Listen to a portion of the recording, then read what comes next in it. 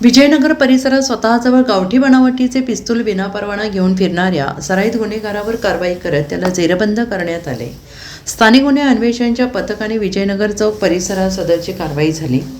गोरखनाथ मारुती कदम वयवर्ष 42 राहणार श्रीरामनगर गल्ली वानलेसवाडी सांगली असे अटक केलेल्या गुन्हेगाराचे नाव असून मध्य प्रदेशमधील सरदार याच्या विरोधात गुन्हा दाखल करण्यात आलेला आहे. संशयित कदम याच्याकडून एक पिस्तूल, जिवंत काडतूस असा 60,500 रुपयांचा मुद्देमाल जप्त केला आहे.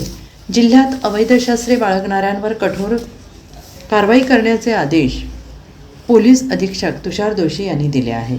त्यानुसार अप्पर पोलीस अधीक्षक कल्पना बारोकर यांनी स्थानिक गुन्हे अन्वेषणाचे एक पथक तयार केले आहे. सदरचे पथक शहरात पेट्रोलिंग करत असताना कर्मचाऱ्यांना माहिती मिळाली की रेकॉर्डवरील गुन्हेगार गोरखनाथ कदम हा हसनी आश्रम ते कुंभारमाळा या रस्त्यावर स्वतःजवळ कमरेला पिस्तूल लावून उभा आहे. मिळालेल्या माहितीनुसार पथकाने तातडीने त्या ठिकाणी सापळा रचून त्याला शस्त्रासहित कदम याला ताब्यात घेतले. त्यावेळी त्याची कसून तपासणी केली असता त्याच्याजवळ देशी बनावटीचे पिस्तूल, एक जिवंत काडतूस मिळाले आणि त्याच्याकडे अधिक चौकशी केली असता त्याच्याकडे कोणताही परवाना नसल्याचं निदर्शनास आलं.